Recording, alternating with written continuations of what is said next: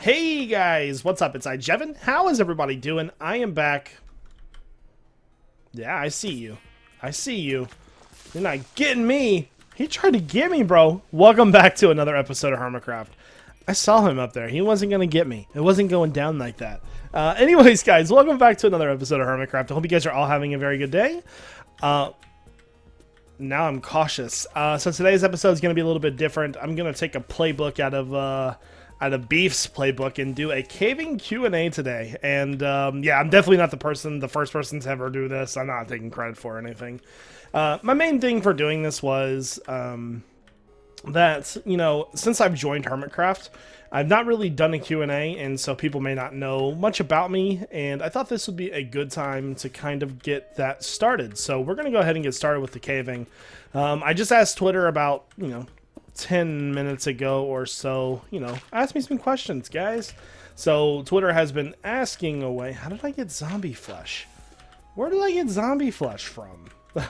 Anyways, so the first question of the Twitter Q&A is, what is my favorite food?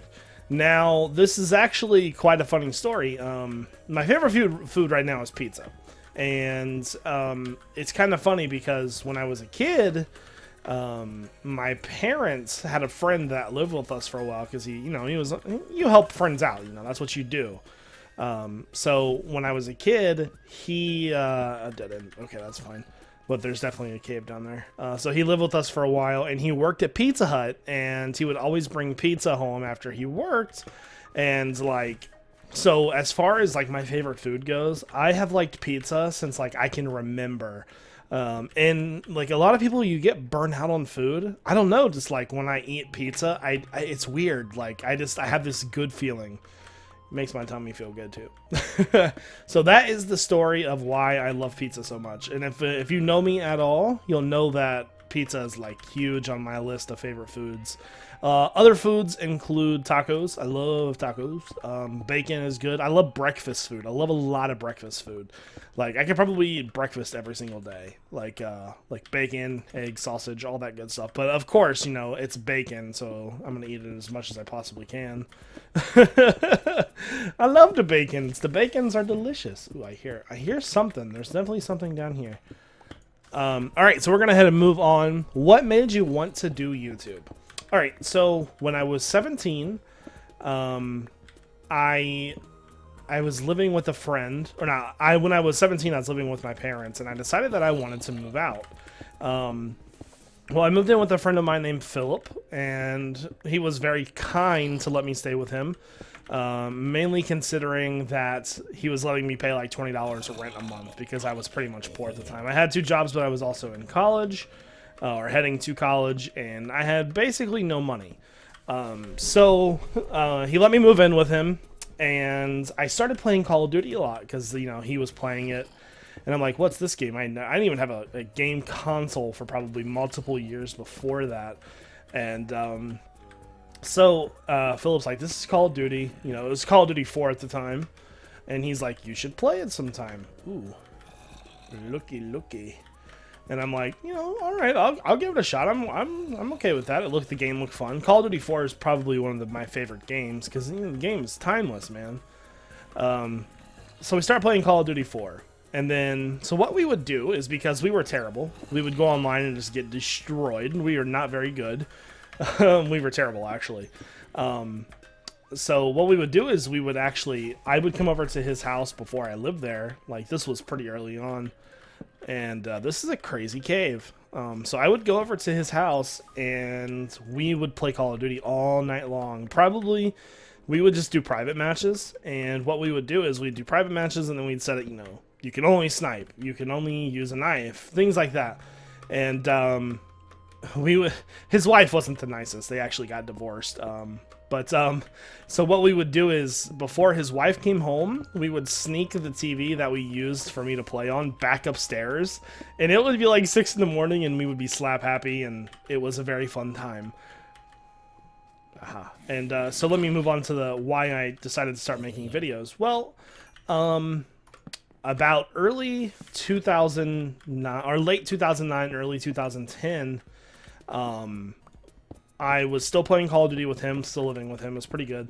And we were like, we noticed people jumping, like, if in Call of Duty 4, you know, you can jump, you can like glitch into parts of the map and stuff like that.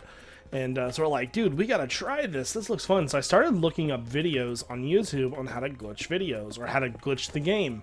And then I noticed all the videos were terribly done, like very, very bad quality videos. And this was like, this is when like the Dazzle for Call of Duty was like the popular recording device. So, you know, of course they're going to be bad. And I'm starting here thinking to myself, like, you know, I could probably do this better. It was like July maybe of 2010. I got a HD PVR. And the only reason I was able to get it is because when I started going to college, I had to get a laptop and I had no money. So to get a laptop, and because my parents are poor, we never had any money. So to get a laptop, I actually had to get like a Dell financial account, like, you know, like a credit account, so where you can charge it and then pay monthly payments. So I did that. Well, Dell was selling PVRs on their website, and I'm like, what? That's epic. So I instantly bought one once I saw that they were selling them. So I got my PVR and I made like my first like 2 videos were Call of Duty videos. So I guess the answer to that question would be I saw people making videos, thought they were bad, and decided to make my own. And it's gotten me here so far. A lot of fun though. I'm having a ton of fun with this. I love making videos and I love just like the whole like online community for Minecraft is amazing. You guys are awesome. So that's sort of what made me want to do videos. That was kind of the whole backstory to the video too. All right, let's see. What made me want to decide to do YouTube full time for a living? Okay, so I graduated college oh, I didn't want to do that. Graduated college in 2009, but I only went to a community college, so I have a associate's in applied science or architecture. So when I graduated, I got a job working for a place called actually, you know what? I'm not going to say the name because that would probably be very bad. But I got a job working right straight out of college. I was one of like 4 people in my class that actually got jobs. And I do have to thank a professor of mine, Bob Gilbert. Bob Gilbert is an amazing guy. He's like an energy efficiency guru. He got his PhD in it and everything, and he's just a generally nice guy. So he set me up with the job people, and I did an interview. The interview went very, very well. They called me about a month later and said that I had the job because, you know, they were a new business, so I had to give them time to get set up and do payroll and all that good stuff. So couple years, 2 or 3 years of working there, and the government. So this job, I should say, was, so when somebody builds a brand new house, there's things you can do that get you tax credits. So say you wanted to get money back on your taxes, you would build a new house. Well, if you do, you know, you put energy efficient windows or you use energy efficient light bulbs, and if you do so much, you can get thousands of dollars back on your tax return. And so a lot of people were taking advantage of this. Well, the bad part was the government decided to change the way that they handled that, and it basically put that business that I was working for out of business.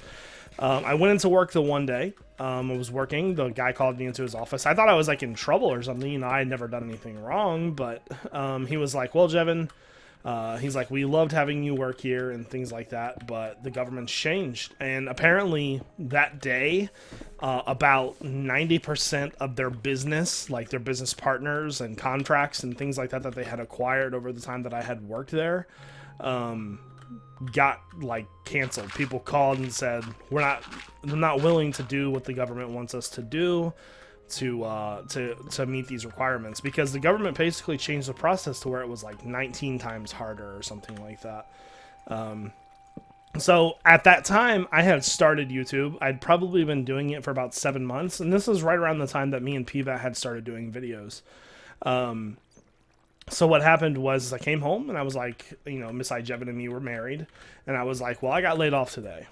And she's like, okay, well then find another job. And I'm like, oh, okay. Or, you know, like trying to plead my case here, like, why can't I just do YouTube full time? So, and she's like, well, how much do you make? And I told her, and she's like, that's not really enough. And so I was like, how about you give me 1 month? And she's like, you have 1 month. In the meantime, you still need to look for a job, just in case the YouTube thing doesn't pan out.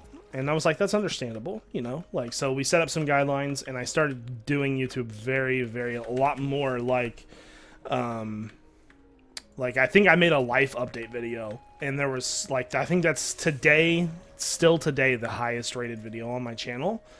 And so at that time when I got laid off, it was kind of, I went all in on YouTube. I was just like, you know what, I'm just going to do it. And so I did it. And that first month I probably stayed up every night, like till like 5 a.m. recording and editing and, you know, just trying to survive. And like without PBAT and Sly Fox and all those guys back in the day then, the dynamic duos, what they used to call them, I would not be here right now. So, you know, a lot of credit to them guys, to those guys, not them guys, for helping me out when I was a little channel. And, you know, things went pretty well. So that's how or why I decided to do YouTube full time. I was kind of forced into it a little bit. So next question is, why are you so awesome? Does that count as a legit question? That does not count as a legit question because I am not awesome. I'm a normal guy. If I could have any car in the world, what car would I choose? That's kind of a hard question. I'm not the smallest person in the world. Obviously I'm a big boy, you know, I'm not going to deny that, but my beard makes up for it. So like the younger Jevin would say, I want a Mitsubishi Lancer. That's sort of my dream car. I really love imports, you know, like any kind of like Volkswagen, like Toyotas, things like that, like cars that are like fun to drive, you know. So the younger Jevin in me says, you know, the Evo, Mitsubishi Lancer Evo, probably a 2002. And that's not a very good car. It's not very expensive. You're probably looking at maybe 30K for that car. And then the adult part of Jevin says an SUV. So, but if I had to pick any dream car that I could possibly even ask for, it's a hard question. I think that I would go with, oh man, there's so many like good cars racing through my mind right now. I'm gonna go Dodge Viper. I think Dodge Viper. That's just like, that's one of those cars when you're a kid and you're just like, this car is awesome. They don't ever really, actually that, I would probably either go Dodge Viper or Corvette, because those are like, when you grow up, you know, those are the cars that you want. So, I'm gonna go with those two. Okay, what is the next question? Have I ever wanted to join the military or law enforcement? That's a good question, actually. At one point in my life, I kind of wanted to join the Air Force. And I don't know, just like that kind of feeling sort of faded away. It appeals to me in two different reasons, you know, like that life, that's a very structured life, you know, like you have orders, you stick to those orders. You don't do anything different, you know, everything's paid for, you get paid, you know, you have a steady income, you get to travel the world, you know, you're doing different things. But at the same time, I like to be at home. I don't like to, hold on. But at the same time, you know, I like to stay at home. I'm kind of a homely guy. Going outside is kind of lame. I don't really like doing that. So, there's like parts of me that's like, dude, you should have did that. And then parts of me are like, I don't think I would really want that life. So as far as like law enforcement goes, I don't think I've ever wanted to be a cop. Now, military, that's a little bit more appealing. Kill this guy. But yeah, law enforcement has never really been one of the things that I've really wanted to go to, I don't think. Alright, let's get up there. Right here. Gonna have to break this. Okay. So we're just going through here. We haven't really found anything. Okay, next question. If you could ever have a job aside from YouTube, what would it be and why? Man, that's a hard question. Holy crap.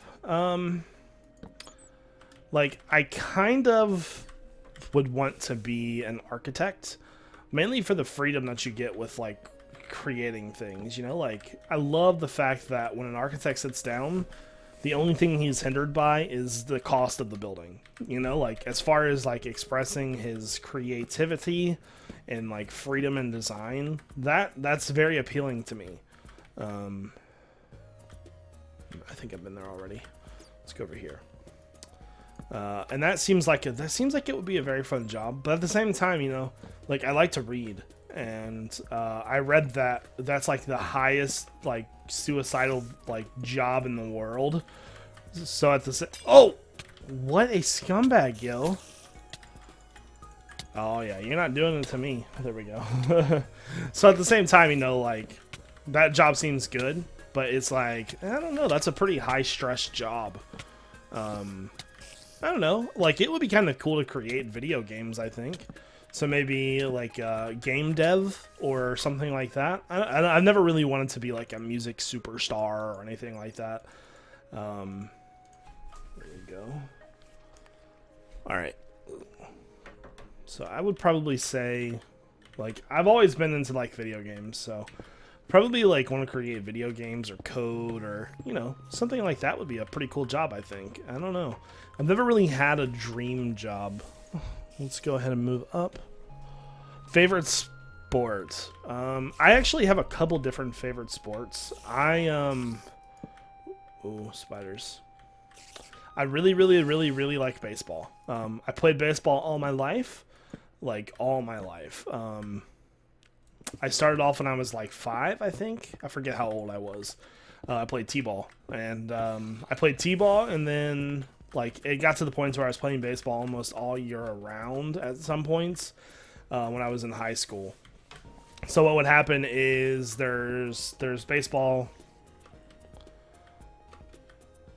What? Wow, that was a pretty big lag fest right there, wouldn't you say? There is something there. Hold on, I'm gonna relog. Yeah, but so when I was in high school, I would be playing baseball, like I said, almost all year around. It would be to the point to where you would play baseball season for the school, and then once school baseball season was over, you only played about 16 games. Once that was over, then you would move to fall, or it was summer league, which was just like summer baseball. So you'd play for a park or, you know, a team somewhere. And then once the summer league was over, you would have fall hitting league. Wow, the server is lagging really bad right now. There would be fall hitting league where it was, you know, a little less strenuous baseball. Like, it was, the competition wasn't exactly there. It was kind of just to kind of keep you loose, so when you did go back to the season, you weren't as rusty at the game.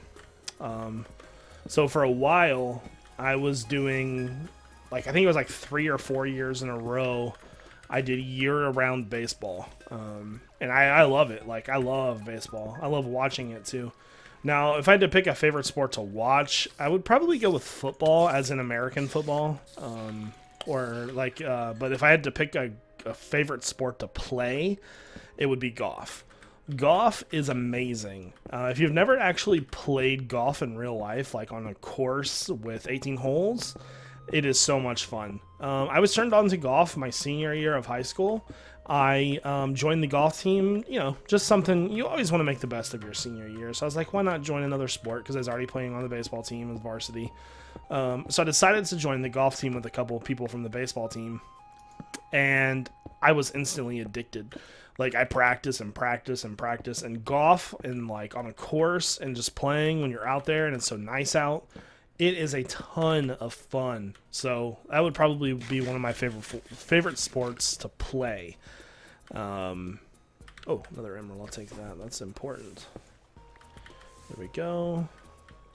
I'll be right back, guys. All right, I am back. So I was just checking to see how long we had been recording for. We're doing pretty good, though.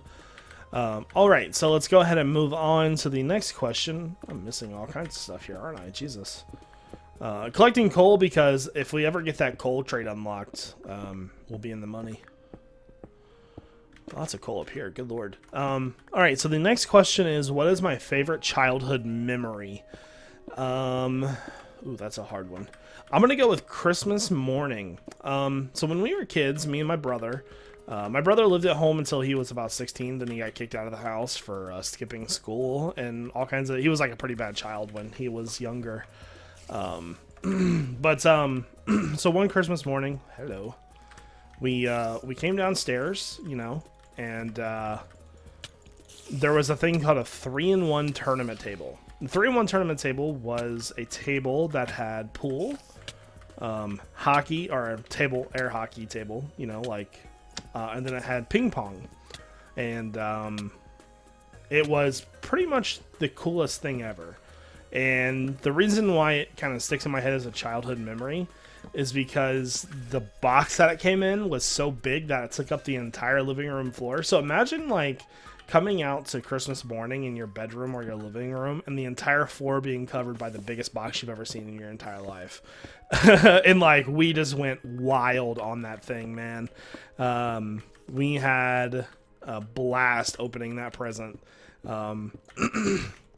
And then, of course, my dad set it up and played pool on it for the next 3 hours. But, so, like, just Christmas morning in general, like, I can remember getting, like, hockey stuff, you know, like, when I was a kid, we were all really into, like, going outside and playing street hockey, things like that. So one year we got, like, rollerblades and, like, hockey sticks and, like, pads and just all that stuff. And then one year we got bikes, and then... I remember one year my dad knew somebody who worked at Best Buy, and we got a Nintendo 64 early before it was released for Christmas, and my dad got one. He paid the guy like $400 or $500 to get it, right? And so all the kids in the neighborhood would come over to our house and would play the Nintendo, and it was awesome. Along with the year that we got that 3-in-1 tournament table, I think our parents were trying to kind of make like an arcade in the basement, and we got a like if you've ever been to like an arcade, you'll know that they have like those basketball hoop thingies, like where you pay the money and you shoot and see how many points you can get. We got one of those as well, and they didn't have it out for Christmas morning because we thought we got all our presents. But it was actually downstairs. They'd already put it together because it was so big. So, like, as far as, like, you know, my parents were pretty bad sometimes. They did give us pretty good Christmases. I can't complain. Yeah, Christmas morning is probably by far one of my favorite memories. Man, we are not finding any diamonds down here, are we? Let me go ahead and grab his gold, though. There we go. I'm going to collect coal, too, I think. But, yeah, so favorite childhood memory, I would say, would be Christmas morning. Just in general, because we had so many good Christmases. Like, I remember getting, like we got a Sega one year, and, like, we played Sonic for, like, 4.5 hours, like, just straight doing nothing, just sitting there playing Sonic. It was such... Oh, hello. So, lots of good memories for Christmas morning. Excuse me, good lord. Alright, let's scroll up here. What is the hardest part about being a full-time YouTuber? That's actually a very good question. So as you know, I do YouTube full-time for my job. One of the hardest things about being a full-time YouTuber is coming up with new material. There's only so much you can do when you're playing the same game over and over again, and that's why a lot of YouTubers actually branch out. Hide right here and do, you know, sort of other things. But for me, one of the hardest things is actually finding time to do it. Even though it's my job, I don't have time to do it. It's very hard to balance being married and sort of doing that, because a lot of people want me to live stream and things like that. So for me, one of the hardest things is to you know, find time to sit down to record a couple videos all at once, live stream, and then still please the wife, you know, spend time with her and go and do things. And But I would say from the YouTube side of it, like just being original is probably one of the more harder things to do, because there's this market of like video makers is very, very saturated. There's hundreds upon hundreds of different Minecraft video creators, and I mean, like, they range in all different things. Some people animate, some people do let's plays. So unless you're very good at, like, you know, animating or something like that, you're going to be put in with the different people. So unless you're one of the, you know, original people that kind of started it all, you know, Etho, PBAT, people like that, you're going to have a very hard time being successful. So finding time to, you know, think up new ideas and, you know, record those ideas and have those ideas come out on video the way you see them in your head is probably one of the hardest things for me to do. I try to learn new things every day. Like, one of my goals as a YouTuber, from just like a personal goal, is to just learn one new editing trick a day. Something like that, you know, like just little things here and there can really, really improve videos. So I try my best, and sometimes the videos don't come out the way I like them, but I really do put a lot of time into trying to think up new things, because if you don't, then, well, you're probably just going to be pushed aside eventually, because so many people are making videos now. And same with streaming. If you're that personality, a lot of people almost expect face cams when you stream, and it's not a very comfortable situation for me. That's why I never really do it, but yeah, so that's the answer to that question. I can't believe we have not found a single diamond ore yet. All right, let's go up. We got 18 more questions. Holy crap. Okay, here's a good question. Here's a really good question, actually. His question is, do you like videos or streaming better? If you had to choose one and they both paid well, which one would I choose? So this question goes back to being married again. So if I was single, I would probably pick streaming. Streaming is a little bit easier to do because you can focus on one group of content and kind of go with it. But since I'm married, you know, I don't really have all that much time in the day. So sitting down to do a 30 or 40 minute YouTube video is a lot easier than is a lot easier than, you know, sitting down for 5 to 6 hours a day and streaming, because 5 to 6 hours is a pretty long time. Now, I actually enjoy doing both of them a lot, and I try to balance that as much as possible, because I actually find both different communities, like the Twitch Minecraft community is like hugely supportive. YouTube is kind of full of trolls, but, like, you know, once you get your fan base kind of built up, it's a little bit easier to manage. All in all, though, I think that I would pick both if I still could, because I really enjoy both. I like having that live interaction, and I also like recording the videos. Will I ever stop YouTube? That's a good question. Oh. Get killed. Still no diamonds, huh? Alright, so there's a couple situations to where I would quit YouTube. One being if it didn't pay me anymore. Now, YouTube started off as something I did for fun, but now it's sort of my business.